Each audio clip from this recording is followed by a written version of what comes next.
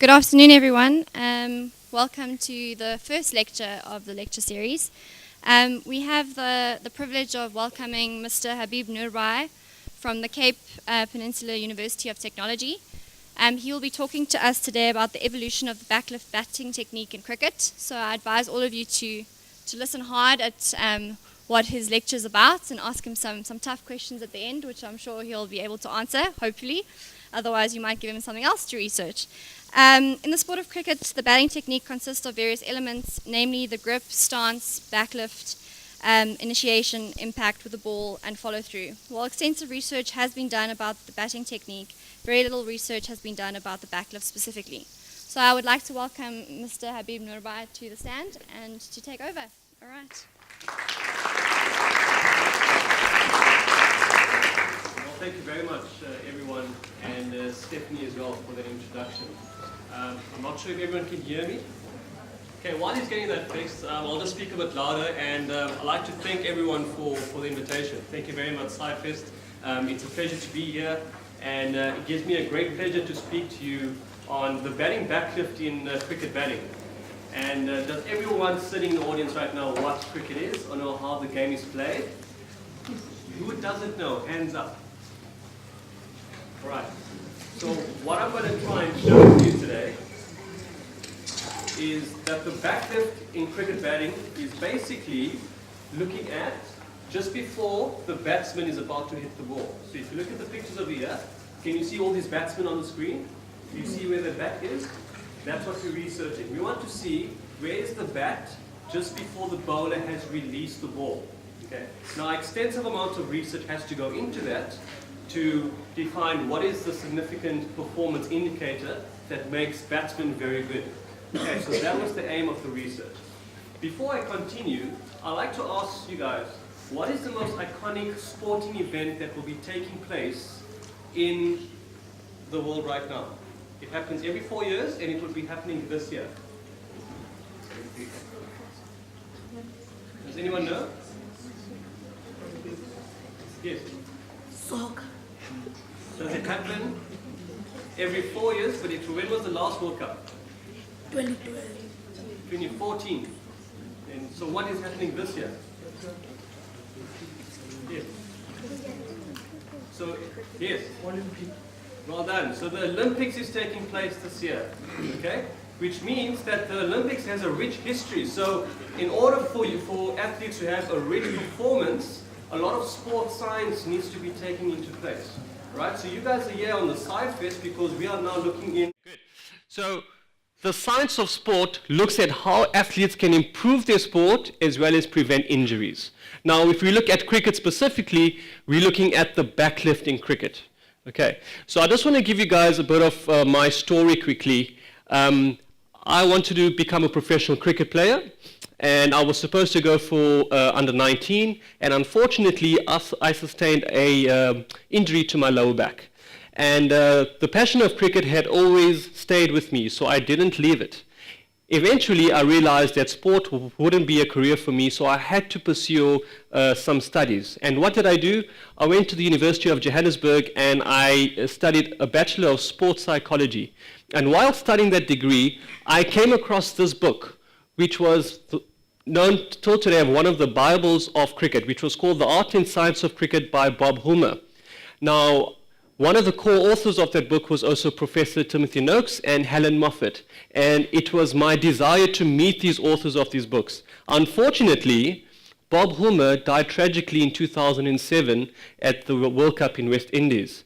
And in his book, he's got a paragraph that speaks about the great debate with regards to the backlift. And now, after his tragic demise, he was unable to unravel that paradox. So they hadn't done it since the publication of this book in 2007, and ever since I wanted to meet with Tim Noakes. So it was my desire and my goal to work with this great man, Professor Timothy Noakes, and I strive to become a biokineticist because I understood what it was like to be injured, and I wanted to help fellow sport players through their rehabilitation process. And finally, my dream came true. In 2012, I met this great man, and he realized what my passion was, and he had asked me if I would like to do my research into cricket batting, specifically focusing on the backlift.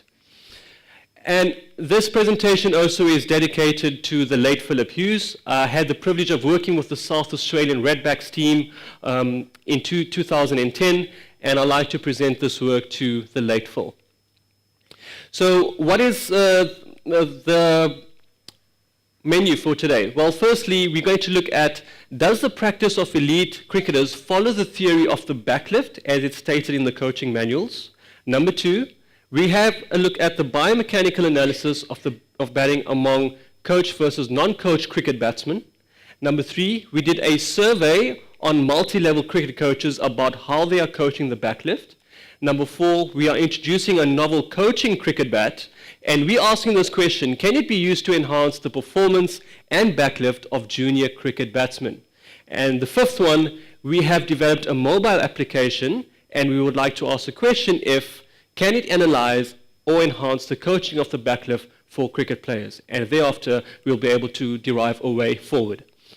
So firstly, I want to ask you guys in the audience, this picture looks very similar, but there are subtle differences between the two pictures. Can you guys notice those differences? Okay? And as you guys start looking at them, I'm going to pick that up for you. And you guys can notice those differences. Yes? Okay? And you'll be able to spot even more differences the more I go on. The message from this slide over here is that although these two pictures are very similar, it still provides a 10 to 15% difference in terms of the picture. And science provides that 10 to 15% difference, maybe more. So coming to a Scifest like this is phenomenal because you are having the opportunity to learn and hopefully one day to contribute to science in making a difference in any spheres that you guys would like to. Okay, now specifically coming back to cricket, we had to review a lot of the literature with regards to the backlift and what was out there. And firstly, for starters, if you have to go on Google and search for how to coach cricket batting, you will find over 1 million results saying how you can coach cricket batting. Now, if you have to simplify that research and say how to coach cricket backlift batting techniques, you will find close to 6,000 results. So the take-home message here is that there's no real consensus of how a backlift should be coached, especially in this day and age. So my job was to look at a lot of the literature, and I have developed a century of the sources, which comprised of 47 books, 37 articles, 16 DVDs, and I had to go through all of this and see what does the literature say about the backlift. Well, this is what it says. How far have we come after 100 years of coaching backlifts in batting? Well, firstly, it started in 1912, and it started by this guy by the name of C.B. Fry. And he said that the upward swing of the bat should be straight, and the plane of the swing should be vertical so that a line drawn from middle stump to middle stump lies with it. So he was trying to say that if you had a backlift which went straight towards the stumps, it will have to come down straight. So that's why you had to lift the bat straight up towards the wicketkeeper. All right. And later, in 1954, the inaugural MCC coaching manual came out, which stands for the Marylebone Cricket Coaching Manual. And they had said, a correct backlift is not natural, but can easily be obtained, and too much attention cannot be given to getting it right. The bat should be taken back directly over the middle stump. And then another 40 years later, in 1994, in their second edition of the MCC coaching manual, there was a quote by Sir Geoffrey Boycott, and he was one of the former English cricket players, and he said, and I quote, "If your stance is correct, it is a natural movement to pick up your bat in the direction of the slips, as the great batsmen do, such as Sir Donald Bradman. Then at the top of the backlift, loop the bat and bring it down to the line of the stumps. Many tutors and coaches teach more traditionally that if you pick the bat up straight, it will come down straight. So they suggest you take the bat back directly over the middle stump. He feels that the best players have never done that. It is simply not a natural movement, and it will let you down under pressure." Then if we come to 1998, by Sir Donald Bradman himself, in his book called The Art of Cricket, he had mentioned that playing with a straight bat was great for defense, but not for offense, and that a straight backlift will let you down under pressure. So if there's anyone in the audience who does play cricket, and your coaches tell you to play straight, a lot of the time you call that the V line, so you're playing in the straight, you're trying to play in the V, but what it does limit you with the straight backlift is to play around the field. Now, if you have a lateral backlift, there's a better chance of you trying to score around the field, a bit better. Okay? So that's what Sir Donald Bradman had said. And then in 2000, there was a lot of coaching manuals that had come out. And what they had distinctively said is that if the bat should be picked up in the direction of somewhere between first slip and the middle stump, a backlift that goes any wider than that, for example, towards point or towards fine leg, which is quite beyond 45 degrees, will restrict the number of shots that a batter can play. So that was a questionable statement that we have found in a lot of the coaching books that had come out up till the year of 2000. Beyond that, we saw an opinionated book by Tony Shinninglaw, and he basically analyzed some of the successful batsmen, but particularly placed a lot of emphasis on Sir Donald Bradman.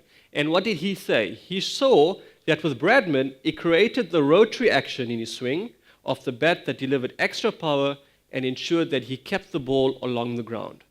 And then in 2005, there was the first scientific study done by Stielken et al., and he had a look at the offside foot drives in men's high-performance cricket. And what did he find? Is that when he looked at all the elements of the batting technique, he saw that path tracings of the bat indicated a distinctive loop in the backswing. And this was a little unexpected. Traditional cricket coaching principles generally suggest that the bat should not be taken back outside the line of second slip. The authors, Stielken et al., also observed that the batsmen do have a distinctive loop bat path. No evidence was provided by the authors for why this occurred, and therefore this area warrants for further research. And then later in 2012, Penn et al. Looked at the current coaching recommendations and wanted to see if it is supported by biomechanical research, and said that coaching manuals are an invaluable tool for coaches. It is a common practice, however, for coaching manuals to be developed by former players and coaches. The problem with this is that this information is generally based on the author's ideas or experience, and in general lacks the scientific rigor of a peer-reviewed journal. And therefore, this area of the research, what we're doing, is now looking at the backlift in cricket batting. So we've looked at what the coaching manuals say and some of the science, but now specifically, what does the scientific evidence say of backlift in cricket batting? Well, firstly, Davis in 1983 said that the mechanics of the backlift in batting is poorly understood. Later, in 1988, they then found that qualitative biomechanical analysis of movement in sports is key to investigation in order to enhance performance of players. In 1996, they have then further elaborated that such a mode of investigation can provide important insights in the biomechanics of technique in sports, especially with those skills that have to satisfy parallel performance outcomes by choosing from a kinetically redundant set of joint angle time histories. And that's what the backlift shows, is that it shows an angle of where it's lifted. Is it lifted between 0 to 20 degrees, or is it lifted beyond 45 degrees? And this was something which is known as kinematics, which derives from biomechanics research. And then in 2000, Stretch has said that batting is complex in this way, with different variables such as the grip, the stance, the initial movement, the backlift, the downswing, and the follow-through. So there's been a significant paucity of research into the backlift from the overall batting technique. And then in 2000 again, an important component of the overall batting technique is the backlift. It is a technical component of batting that has defied the traditional attempt to constrain its motion to the linear plane. And then just to further elaborate on Stielken's article again in 2005, he said that the path of the bat deviated laterally and in the transverse plane created an angle of 47 degrees. It also showed that this angle was reduced by a mean of 23 degrees at the top of the backlift, which showed that the position of the bat was increasingly lateral from an alignment that would enable the required bat plane for a drive towards the offside. Okay, so if you look at the backlift, it created a loop. Can you guys see that? So he didn't lift it up straight and it came down. It was like a banana. So it went around and it came around. And more traditionally, if they had a loop in the backlift, they were still able to come down and hit the ball straight on. So that was the argument. If you're going to lift it up wide, how are you going to come down straight and hit the ball? Well, they proved that even if it comes around lateral, you are still able to come down with a straight bat. Okay. So we then looked at a century of renowned coaching literature. Does the backlift go straight? Is it towards the slips? Or is it in a loop technique? Or is it a rotary action? And before I carry on, I want everyone in the audience right now to stand up for me. Right, everyone stand up right now.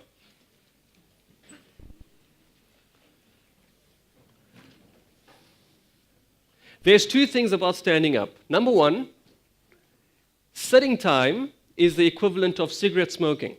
Did you guys know that? Okay? So you must try your best to stand as much as possible.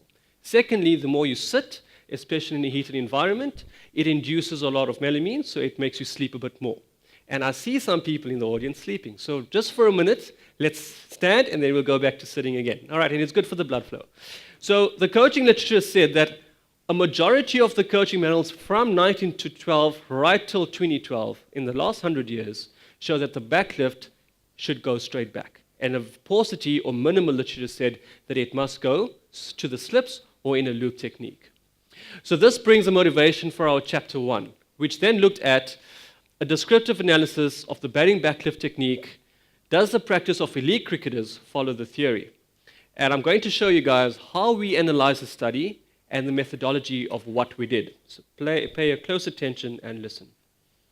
This is a descriptive, observational research study in which analytical research methods were employed.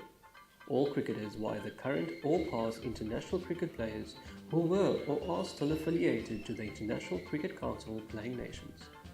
For this study, video footage was obtained for 65 players, 35 test batsmen and 30 ODI batsmen. The last frame just before the bowler released the ball was a bigger frame that was analysed using Canovia. The website CricInfo was used to identify which successful batsmen had the most runs and highest averages between 1895 and 2014. For the purpose of the study, the lateral backlift relates to the backlift from second slip to point, whereas the straight backlift outlines a straight backlift over the stumps or towards the slips. Classifiers were utilized to identify the type of batting technique employed by all batsmen before impact with the ball. These classifiers were coded as the top.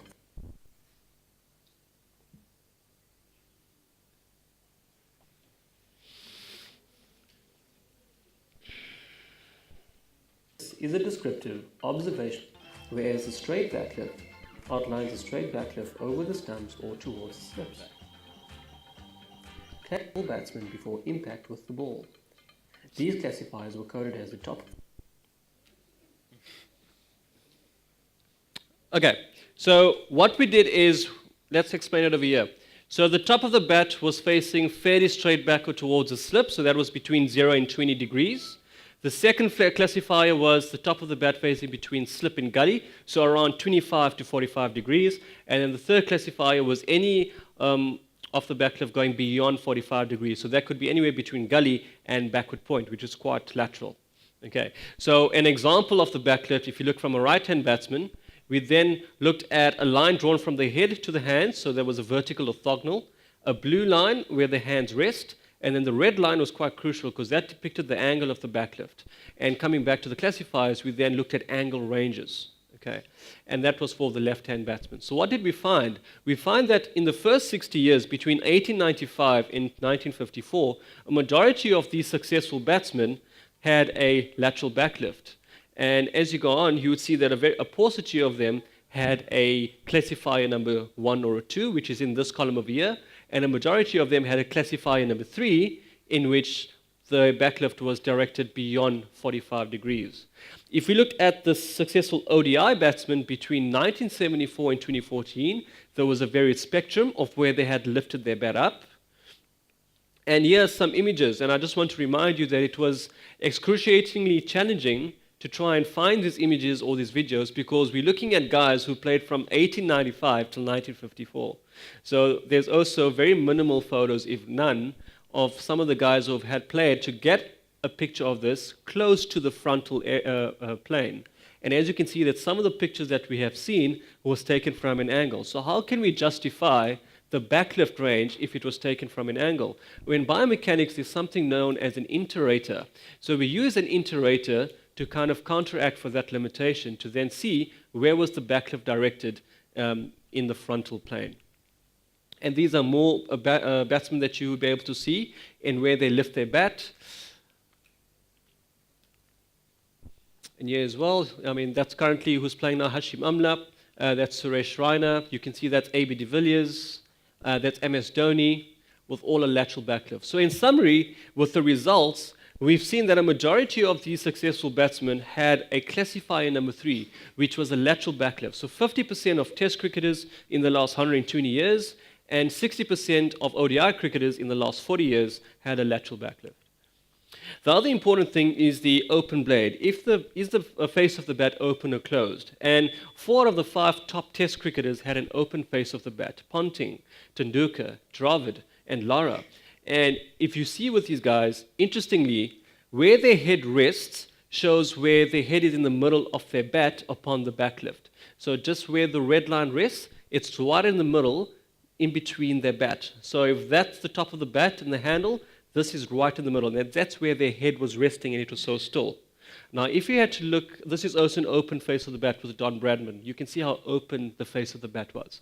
If you look at the closed face of the bat, which means it wasn't open, it was closed, purest of this was Jack Cullis, even though he scored thousands of runs for Test cricket, which brings us to an argument that if he had an open face of the bat, would he have been able to score 20,000 Test runs or even more? Okay, so that was something that really limited him in the early years of his career, was having a very closed face of the bat. Other batsmen was Graham Smith, Alan Border, and Sanath Jayasuriya. Now, in this context, in contrast, you would notice that their head is nowhere close to where their bat is. And if you look at the previous slide with the open face of the bat, their head was in the middle of where their backlift was. So they prefer to have their bat resting quite nicely and straight over the middle stump. So in discussion, a straight or a first slip backlift will limit you for offense, but not for defense. You'll be very good in playing for defense or in the V. The question is, do you need to play with the bat face facing point, or should he be straight back towards the keeper? The advice is that the bat face should be open and facing the point or the offside. Some of the great batsmen warm up and then over time open the blade of the bat. So for the first 10 runs that they score in an innings, you would notice that they have a closed face of the bat because they need to be a bit more defensive. But as the innings go on, specifically a good example of this is Sachin Tendulkar. After he passes 30 runs, you see that his face of the bat is significantly more open. That's because he needs to score runs more freely. So in conclusion, in the last century, what is advocated in most coaching literature is not what happens in actual play with top international batsmen. Do we coach young kids to play straight, or do we coach them to hit the ball? We need to put more emphasis on scoring runs instead of putting so much emphasis on traditional technique. And lastly, there is no one-size-fits-all approach. There is no generic approach in sport. All players should adopt a backlift that is comfortable, natural, and individualistic for them. So lastly also, when looking at cricket, it's not a straight game. So we've just discussed the backlift. Even in cricket, we see a lot of the bowlers who have a side-on action, not as extensively like Lasith Malinga, but even if you look at the top fast bowlers in the world who have been very accurate, you've seen that they have a more mixed action or a side-on action. And very few of them, like Alan Donald or Brett Lee, come on from the front on. In addition to other sports, you find that from javelin, they don't throw the javelin front on. It comes with a rotational segment of the hip, as well as rugby when they pass the ball, it comes from the side. So in most sports, there's a term called the rotational inertia. And not just in cricket, but in other sports, it's not a straight game. It's usually from the side, or it emphasizes the rotational component. So this brings us to chapter 2. We know what the elite cricketers does. What's happening with coach cricketers or uncoached cricketers? So we did exactly the same methodology, and when we looked at non-coach cricketers, we went into the townships of Cape Town, in Kailicha, Langa, Atlantis. We went to all of those townships, and we went to see what are uncoached cricketers doing with cricket. And interestingly, without them being coached, 72% of them had a lateral backlift, whereas the rest of them had a straight backlift. And these are the pictures of them. You could see that they are quite frankly unorthodox, right, if you look at where the backlift rests. When we looked at the coach cricketers, it was the other way around. We had more than 70% of them who had a straight backlift as opposed to a lateral backlift. And if you looked at pictures of them, most of them were straight back, besides 3.24 and 3.29. Okay? Then we looked at the semi-professional cricket side, which is the level just before franchise level. And majority of them had a straight backlift, and only 2 of them had a lateral backlift. And interestingly, those 2 who had a lateral backlift had the highest averages and the highest runs scored within the 2 seasons. So we're not saying it's a key determinant, but definitely a lateral backlift is a key contributing factor to successful batsmanship. and those are the images right there. Most of them are fairly straight back. Which brings us to a four-way comparison of an amateur cricketer, a coach cricketer, and then an uncoached cricketer with Don Bradman. You would see that the coach cricketers had an angle range of less than 45 degrees. That was 35 degrees. Whereas when we look at the uncoached cricketer, it was 75 degrees, but not as exorbitant. Don Bradman was not as exorbitant of having an angle of 60 degrees, which was still more than 45 degrees. So anything more than 45 degrees was known as a lateral backlift. So the key question is here, do we coach for elegance or for objectivity? So we're not necessarily saying you need to be batting in this position. This guy had a very unorthodox and unusual batting style, but he was hitting the ball miles. Okay? So the answer here is the objective of batting is to score runs. It's not to look elegant. So we really need to put more emphasis on performance and runs scored and looking at the individual instead of looking at technique. So in discussion, more than 70% of non-coach cricketers adopted the lateral backlift, and more than 70% of coach cricketers adopted the straight backlift technique. Do we coach young kids again to look elegant or to be objective? That's the key question. In conclusion, this study suggests that cricket coaches should teach the basic fundamentals of batting techniques and allow a young cricketer to play naturally and coach them as an individual.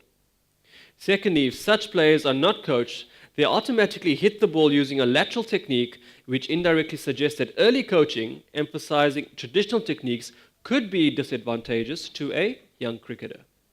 Which then brings on to a third chapter, now that we know what's happening with elite cricketers, with semi-pro cricketers, and with coach and uncoached cricketers. So we wanted to know, what are the current coaches coaching the lads? What are they coaching the young guys? So what we did was a qualitative evaluation of batting backlift techniques among different multi-level cricket coaches. So we looked at 160 cricket coaches, both locally and internationally. And I hope this time this video works. This was a qualitative research study. All of the 160 participants were qualified cricket coaches located in 8 of the different international cricket council playing nations: South Africa, Australia, New Zealand, England, West Indies, Zimbabwe, India, and Pakistan. A survey using Google Forms was sent to all cricket coaching bodies and cricket coaches. Cricket coaches provided consent prior to completing the survey, and once the survey was completed, the coaches submitted the questionnaire online. Each survey lasted between 5 and 10 minutes, and the questions were aimed to gain perceptions and experiences of the backlift. The questions that were asked were the demographics, the link between coaching manuals and current practice, the backlift in which the cricket coaches currently coach, the face of the bat being open, semi-open, or closed, the emphasis of coaching a particular batting backlift technique or on individuality or natural ability, and additional space was provided for the coaches on the form. Atlas TI was used for the data analysis. A thematic coding framework was used to analyze the data from guide questions that were asked. The results were represented with quantitative data, which is supported by qualitative data in the form of quotes and insights gained from the cricket coaches. Ethical approval for this study was granted by the University of Cape Town, Human Research Ethics Committee. Okay, so does everyone understand what we did there? Well, have an idea or have an indication of what we looked at. So we evaluated the cricket coaches using a survey, and then we analyzed that survey using a software, and we looked at the answers. So what did we find? So the first one is we looked at their age, and it's quite small showing on the screen, but the majority of the cricket coaches' age was between 26 and 45 years old. So not very much experience and not very much young. At what level do the current coaches coach? Well, most of them was between primary school, secondary school, and club level. Which country do they mostly coach? From 160, we got about 120 coaches from South Africa and 40 coaches from overseas. So South African coaches represented about 75% of the total cohort. The other question was, do you think what is advocated in coaching manuals for batting is what happens in actual play? 75% of them said sometimes, which raises a question because a majority of them did not say yes or no. Then we asked them, which backlift do you use to coach cricketers? And 68% said the backlift of the bat directed towards the first slip or the second slip. The next question was, do you know what a loop backlift or a rotary style of batting is? And then again, 68% said they know what a rotary batting style is. So if 68% of them knew what a lateral backlift was, and 68% of them were not coaching it, that makes it quite interesting. Then why aren't they coaching it? And that's because the awareness behind the lateral backlift is pretty unknown. In addition, with the backlift, do you think it's necessary to emphasize the importance of the bat face being open or closed? And luckily, 75% of them said yes, so that was a good answer. With the backlift, do you advocate with the bat face should be open, closed, or semi-closed? 50% said open, and the other 50% said between semi-open and closed. The other question was, should the bat face be directed towards the offside or towards the wicketkeeper? And thankfully, 80% said towards the offside. And the next question, do you think successful batsmen use a particular batting technique or do they have their own natural style? And 81% said that they have their own natural style. And that's correct. We can't teach everyone using a particular batting technique. It's all about natural ability. The next question, do you think it's important to coach each cricket player utilizing a generic batting technique? 55% said no and 45% said yes. So that's about average between both, which gives us an indication that coaches were unsure of what a generic batting technique constitutes of.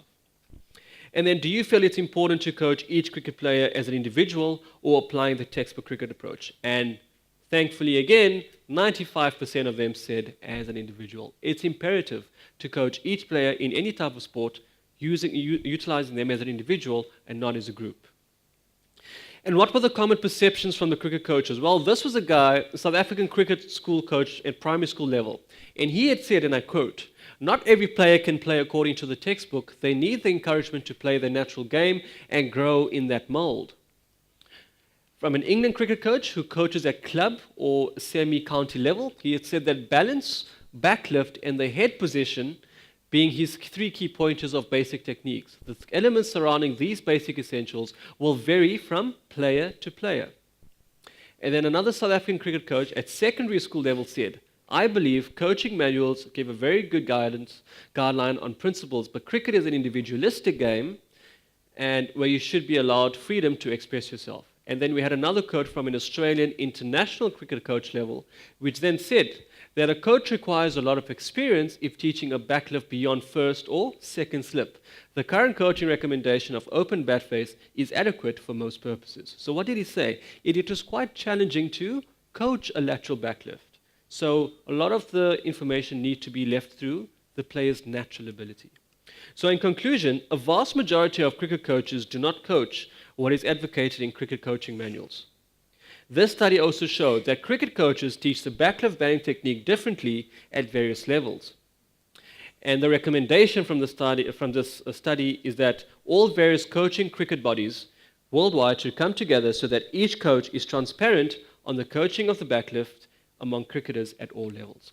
Which then brings us to the motivation of Chapter 4, that if it's challenging to coach a lateral backlift, how are we going to do it? And so what we have done is that we came out with a novel coaching cricket bat. And the question that we wanted to ask from this is, can it be used to enhance the performance and the backlift of junior cricket batsmen? So I brought a sample of this bat, and it's right over here. And what do you think the bat looks like? It looks like a guitar. Right? What else? Tennis racket? Yeah? Okay. Interestingly, when I brought this into the venue, the security guard stopped me because he thought it was a weapon. But it wasn't a weapon, it's a coaching bat. Okay? So the motivation behind this bat was, when we conceptualized the idea, if you break it up, we've got a merger of a tennis racket and a merger of a cricket bat. Okay? And that was used in order to enhance the coaching of the backlift. But we had to do a study to see if it actually works. So if you look at tennis, who knows how the game of tennis is played? Hands up. All right. So in tennis, you have to take the racket and you have to hit the ball over the net. And you see a lot of the tennis on TV, the guys don't take the tennis racket backwards and hit it above the net. It comes over their shoulder and it comes around. So it's very similar to a loop technique in cricket. So that's what we're trying to do. So what we wanted to get the kids to do is to have the bat and to hit the ball against the wall, instead of using one hand like they do in tennis, is to use both hands like they do in cricket. So that was the motivation behind this bat, is that we conceptualized this bat, and it's been locally patented in South Africa. So that's a cricket bat. So those are the dimensions from the back view, from the front view, from the side views, and even from the aerial views.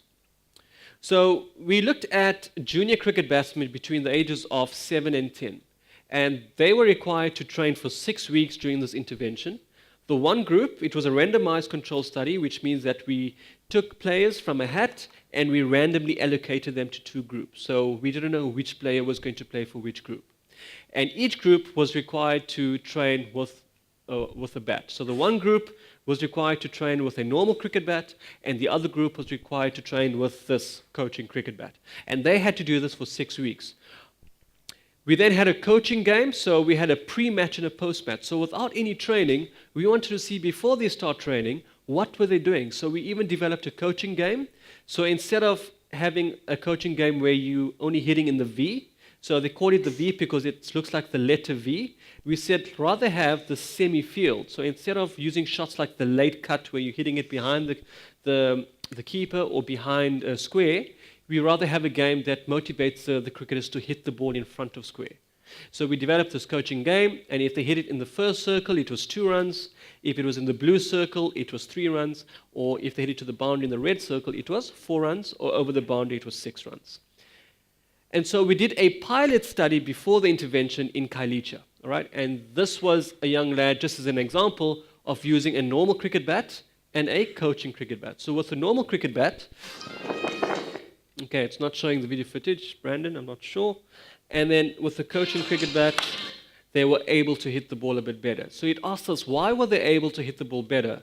And a lot of the criticism that we got from a lot of the coaches is that obviously they're going to be able to hit the ball better because of the larger surface area around the bottom. But when we actually put the leads and when we tested it, so it was actually the weight dimensions and the weight component of the bat. So the weight of the bat, which is towards the distal end of the bat, allows the player to automatically lift it in first slip or in a lateral direction. If you have to feel this bat now and try and pick it up straight and hit the ball, it's going to be quite awkward. All right? And it automatically, after training for 6 weeks, it allows you to get that loop in the bat. So how do we coach it? Well, this tool, we wanted to see, can it enhance the backlift of young cricketers, specifically teaching the technique of the backlift. So the results from the intervention group over 6 weeks showed that if you look at the control group, these were the guys who used the normal bat, and the experimental group was the guys who used the coaching cricket bat. After 6 weeks, their runs were fairly similar after 6 weeks.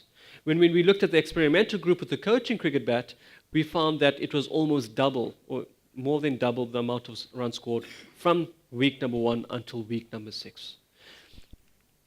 And those are the pictures of the guys. So we took video analysis in the frontal plane and from the side. So these are the guys in the pre-match and the post-match. And you can see that some of the guys, they became more lateral. So instead of it being straight, he went slightly at an angle. Instead of it being on the ground, he lifted his bat, which wasn't a significant finding. But interestingly, this one was quite lateral. That one is straight, fairly straight back. This became slightly more lateral. This one was a big improvement. It became much more lateral. And that one stayed the same. All right. When we looked at the ones in the lateral view, this was the control group. So if we look at the experimental group, we found that they were had an open face of the bat instead of being closed face. So majority of them had a closed face, and in this, after 6 weeks, majority of them had an open face. 1, 2, 3, 4, and 5. Okay. So in both the frontal plane and the lateral plane, we were able to see that the bat had assisted in not only developing a backlift towards second slip and beyond, but also with regards to opening the face of the bat. So the strengths of the study was the ability to capture videos for both groups of participants, analyzing 6 various ball deliveries for each participant, and performing analysis in both the frontal and the transverse planes. Another strength of the study was that each group of participants played in the same environment and in the same month, which then limited a seasonal effect. And biomechanical and video analysis of the players were also obtained objectively, and it was not self-reported. So we went out there and did it. That's what objectively means. The limitations of the study means the main limitation was the sample number in the intervention group. So initially, 20 players had been recruited, and closer to the time, 8 participants unfortunately had dropped out. However, we had accounted for recruiting 20 participants in the event where more than 10 participants would have still been available for accurate and reliable analysis of the backlift. In addition, the pilot group, which was 35, had supported the sample number of the intervention group, which was a nominal 12. And in order to support correct classifications of the backlift, validity and reliability were established by utilizing what we know in biomechanics as an inter-rater. And furthermore, the researchers accounted for perspective error by limiting the type of videos observed and including horizontal lines in the background in order to perform more accurate analysis of the backlift. So the implications from this is the recommendation is that coaches should encourage young cricketers to use the coaching cricket bat solely for training, as it is perceived to be a significant enhancement in their performance in backlift when using their normal bats in cricket matches. Just like using any other sporting equipment, only a learning effect would be noticed if using a coaching cricket bat over a few days. However, if you want to notice a significant impact, a minimum of 4 weeks, mid to long term, is advised in order to notice a significant training effect on the batting performance and backlift of young cricketers. So in conclusion, the coaching cricket bat has been shown to be an effective coaching tool that can be used to train young cricket batsmen, specifically between the ages of 5 and 11, so that they develop the potential for hitting the ball better and with more power. This study has also shown that the coaching cricket bat has positive effect on the backlift administered among young cricketers and also serves as an efficient training effect if it's used for a minimum of 4 weeks.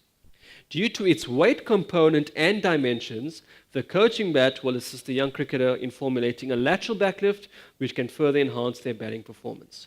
And it's a privilege to announce that this bat has been accepted to be inducted into the Lord's Cricket Museum in May this year.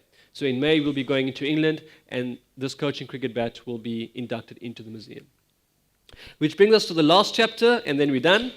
So we wanted to know if this could be a tool to enhance the backlift of cricket batsmen, how can coaches use it to analyze and enhance the performance and the backlift of cricket batsmen? Now, while I'm doing the analysis of these players, it's a tedious task. What you have to do is you have to get a video camera, just like the man sitting in the audience. You have to then analyze the players. You have to take the footage, extract it into your laptop, and then at the specific time point, and we're not talking second, we're talking split second, look at where the backlift is, and a biomechanical software is then used to analyze the backlift at that specific time point. So that is a 3-step process. Now, to counteract that 3-step process for a lot of the coaches, which could be a tedious task, we said, how about us making an app that can be readily detected just by using a cell phone? So just how you use your camera or your video on your camera, you would similarly use the mobile app. So this is the home screen for an Android app. So the Android app is currently in progress. So this is the home screen. You would then click on the button over here, and it will ask you for 2 options. Do you want to analyze the batsman in the frontal view or in the lateral view? If you click on the frontal view, it will take you to this page. So I've shown this to you in a lateral landscape so that we can see what the labels are. But usually it will be in a portrait way where you'll be actually using your phone as you usually do.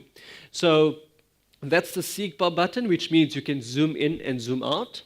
That is the existing videos that you have on your phone that you'd like to analyze. That icon is the set button. So once you've measured the angles of the backlift of the batsman, you can then click this button to analyze. That is the camera icon. So you can either shift it the way you want to. That is the brightness icon, so you can see how bright it is or how dim it is. And then this is the photo album. So every backlift that you analyze on your phone, it will automatically store it in your photo album where you can always look at it at a later stage. So this is an example. So there's the batsman, you draw the lines, it analyzes the red line using that button over there, and it tells you this is a lateral backlift with an angle of 51.3 degrees. And what do we say? The angle which is beyond 45 degrees is lateral. The angle which is less than 45 degrees is straight. And that automatically gives that to you. Then when we look at it from a lateral angle, we want to see what? We want to see if the bat is open or a closed face of the bat. So in this example, we want to see if the bat face is showing less than 50% of the bat face. So right now I'm showing 0 degrees from where you guys are sitting. If I have to open the bat face slightly, that's about 50%. If I open it fully, that's 100%. So if it's more than 50%, it's a open face of the bat. If it's less than 50%, then it is a closed face of the bat. So we use a rectangle to see how much of the face of the bat you are looking at. And in this example, it shows closed face of the bat face is towards the ground. And that's what it shows. Okay, so that is the chapter 5. We want to see, can a mobile application be used to enhance the backlift of cricket batsmen or to even analyze it? So this is currently the Android app, and once this is done, we will then go into the iOS app where iPhones can then also use it as well. So what is the way forward? What am I currently doing? So I think the Scifest had come at a perfect time, because I started this field trip where I'm currently based in Cape Town on the 27th of February. And then the director of Scifest, Anya, had phoned and said, would you be able to do a talk between these dates? And I said, we could possibly coincide it when I'm in the Eastern Cape on these dates. And so I started this field trip, and my objective now is to look at a lot of the amateur and franchise cricketers around the country. And the question that we're asking for this research component is a lateral backlift more prominent at high levels? So the higher you go in cricket, do batsmen have a lateral backlift? Now, in the South African cricket team, the top 7 batsmen, 5 out of the 7 have a lateral backlift, irrespective of what format they're in. If you look at franchise cricketers, we are making a hypothesis that it's less than what the international teams have, but we still have to prove it. So the question is a lateral backlift more prominent at high levels? So we're starting in the Western Cape. We came from PE yesterday, and we had the privilege of working with the Warriors cricket team and Eastern Cape Province team. And then after this, we're going to East London, and then through Durban, where we're going to analyze Border and KZN, and then up to Mpumalanga, Limpopo, come down to Gauteng, to Potchefstroom, down to Bloemfontein, towards Kimberley and Uppington, towards Springbok in Ceres, and then back home. This is going to be about a 30-day trip of trying to analyze. Yes, it will be fun, but it's going to be busy most of the time, because we have to try and get about 200 cricketers that we need to analyze. So that's the way forward right now. In addition with this, a side project which is not really aligned to the backlift is that we're trying to look at making a new cricket bat. Now, if you look at the slide, this is the evolution of the cricket bat. It started as a hockey stick. Does anyone know why cricket would have started with a hockey stick? Because the ball was thrown not only underarm, it was rolled around the ground. And so it looks like a hockey stick, and people used to hit the ball while it was coming around the ground. As the game developed, they started throwing the ball underarm, and then the overarm technique started with bowling. And as the game changed and how it was played, the rules of the game, so did the equipment. And you can see all these bats, and all these bats are at the Lord's Cricket Museum. And that's how the final bat came about. The problem with bats right now is that there's a scarcity of trees, and cricket bats are made with English willow and Kashmir willow. And there's a real scarcity of trees. And what happens is that because there's such minimal trees, they increase the price of cricket bats, which makes it quite expensive for cricketers to buy, or even for the average person or people in the low income settings to afford cricket bats. So the project that we're working on right now is we want to try and make a product which will be, number one, eco-friendly, and number one, that will be sustainable. So we have found this raw material. It looks like hood, all right, but it's not actually hood. And we want to ask these questions. Would it be more sustainable? Is it more cost effective? And would we have less breaking of the bat? So you see a lot of the time the players are using cricket bats, but now and then it breaks. We want to see if this material can be less breaking. And so far we have a sample, and it has shown to be promising. And I urge you to watch the space, because in December 2016 we will launch the first sample of this bat. And the world of cricket may give us a few eyebrows, or a few eyebrows will be raised, because it's going to be changing the market of cricket, because it's not going to be made from willow, but it will take a number of years for it to get into the market. But if we can induce a sustainable approach, or even an improvement in terms of cost effectiveness, and even reducing the chance of bats breaking, then that is our ultimate aim. So the important questions that have not been answered in this thesis is, what is the backlift in women's cricket? I mean, we've all looked at men, we've all looked at boys and teenagers, but we haven't looked at women. So what is the consensus? What do they do differently? Is there any difference with the backlift in women's cricket? The association of the grip techniques with the backlift, how you hold the bat, does that have an association with the backlift? The association of foot movements, so the way you stand in relation to the backlift, does that change at all? The association of stature, which means height. So we assume that the shorter you are, the more successful you are as a batsman, but we would need to prove that. And does the brain have an anticipatory effect on the backlift or movements of a batsman? So does the brain dictate the movements of an actual batsman, specifically with the backlift? So that's in conclusion with my PhD that I'm currently doing for you guys today. But I thought that I know that a lot of you guys are wanting to become scientists, and then I thought I'll just try and share some advice for you guys who are aspiring scientists or who want to go on into the science. You have to set a goal, and whether it's short-term goals, mid-term goals, or even long-term goals. So let's take as an example. You can aboard your own plane. 2016, you have to set a foundation. And you can set a mid-term goal. Where would you like to be in 2 years? Well, in 2018, I'd like to be somewhere here. In 4 years, I'd like to be in 2020, somewhere here. And a lot of you sitting here right now in school, where you're either in grade 7, grade 8, grade 9, grade 10, if you are in grade 7 or even in grade 8, you can make a 4-year goal. By 2020, you want to get good grades in your matric so that you're going to go to university, if that is your goal. So set foundations, set goals for what you want to achieve. You will not be able to get your plane to 2020 if your foundation is not straight. It's all about having a strong foundation. Okay, so the question to you is, do you have your 2020 vision to achieve your goals by 2020? So remember that. In addition, you want to be the catalyst for change. A lot of the students that I lecture in university, they come from the Transkei. They come from impoverished communities, and we understand the challenges associated with that. And their goal and their dream is to go back to the community that they grew up in and make change and make a difference. So do you guys want to be the catalyst for change? And what you need to realize before you go there is that in life, there's an irony of age. Okay? As a child, you have energy and time, but most of the time, no money. As an adult, you have energy and money, but limited time or no time. And as an elderly person, you have time and money, but limited energy. So unfortunately, you're always trying to bridge the gap of having 1 or 2 out of the 3 or nothing. And if you have 3 out of the 3, consider yourself privileged. Okay, so along these areas of where you're going in your life, you need to understand these three things will not always be there. It will always change. Eventually, when you get a job, you must remember, or even if you are a student having part-time work, your job gives you authority, but your behavior and the way you do it gives you respect. And that's very important. Okay? And so the sky might be the limit. So whenever you are doing certain things, they say, how can the sky be the limit? But there are people who are landed on the moon. And today you'll be able to hear from the guys from NASA of how maybe they land on the moon.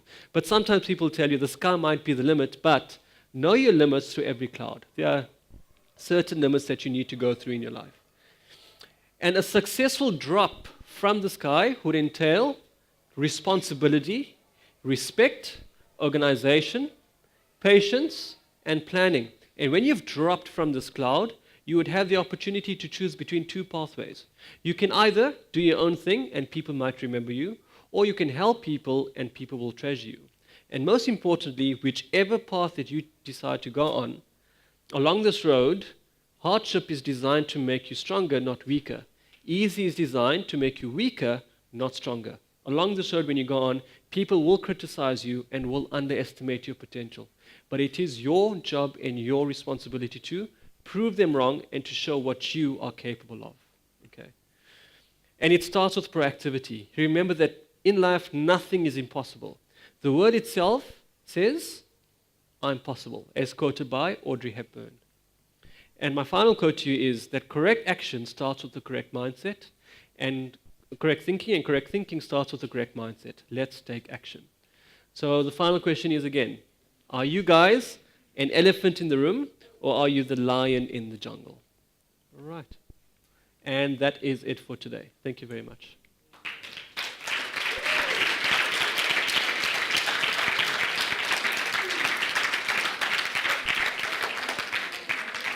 Thank you very much. Are there any questions? Quick questions? 1 and 2. One at the back there. My question is more related to the position of the hands before the back.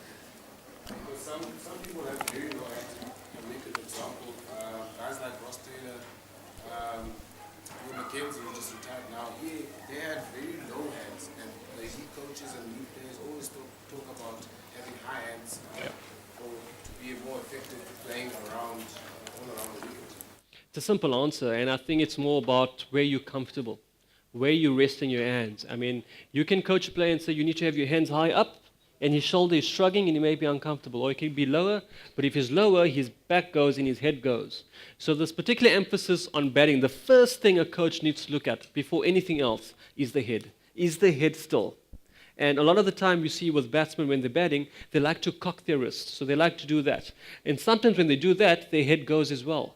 So they can do that, but as long as their head is still. So the emphasis on batting is the head. Then comes the other elements of the batting technique, which is like the backlift, the grip, and so on. So to answer your question, where the hands rest, it's depending on the player of where he is actually comfortable.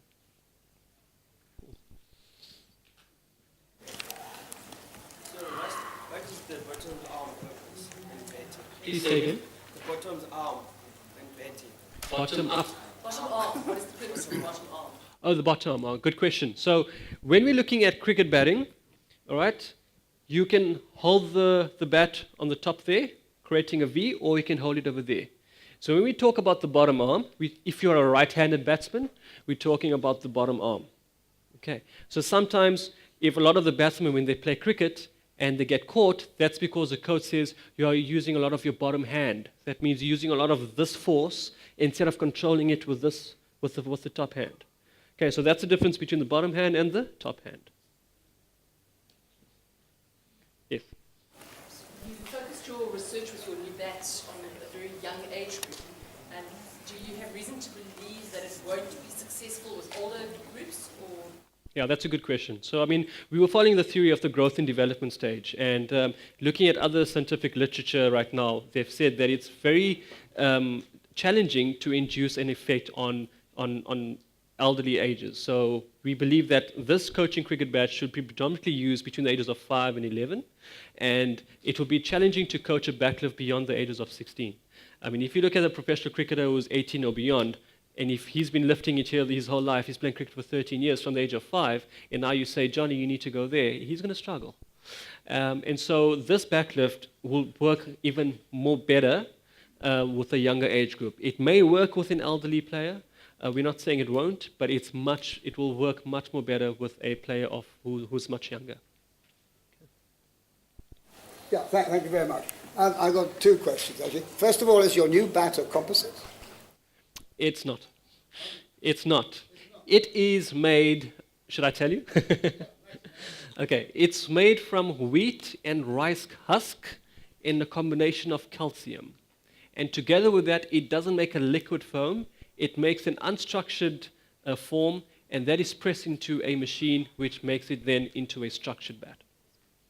Right, now the second question is, does this backlift, now this applies obviously to medium fast bowling or fast bowling. Now if you're playing a spinner, say like Shane Warne, you would use a completely different technique, wouldn't you? Absolutely. I mean, yeah. So do you also teach that as well? I mean, as a play against spinners? Yeah, so that's a good question. So in the analysis, we had, especially for the second chapter, when we looked at coach and uncoached cricketers, not only were there different delivery lengths, where it was a short length, backup length, or full length, we even had a fast bowler, a seamer, and we had a spinner. And so that's what we also had seen as well. And then we took the majority of the lift of what they did across all 12 deliveries, and then we looked at what backlift they had. And that is quite right, that the backlift will change between a spinner and between a fast bowler. Usually what we see early on in the innings is that with the seamer, the batsman is more defensive, so they'll go straight back. With the spinner, they probably try to take a single, so it would go a little bit lateral before they hit the ball.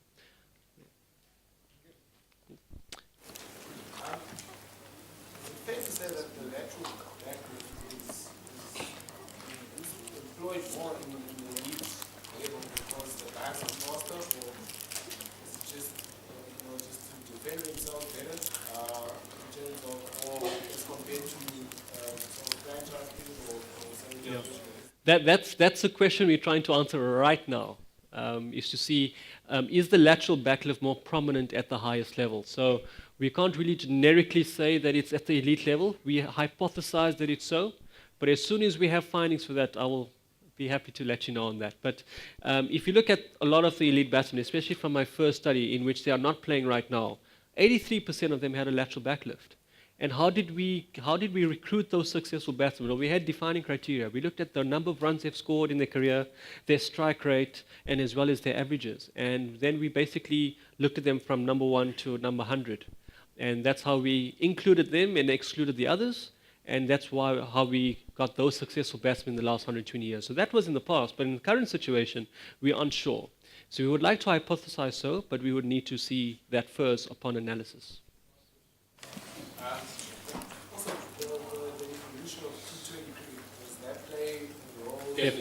Definitely. And what we have found with that's a good question, that with Test cricket, the batters have a more straight backlift because they're trying to be defensive, passive, and have a look at the ball. ODI cricket is a mixture, but when it comes to T20 cricket, automatically, not only is it a lateral backlift, but their face of the bat opens.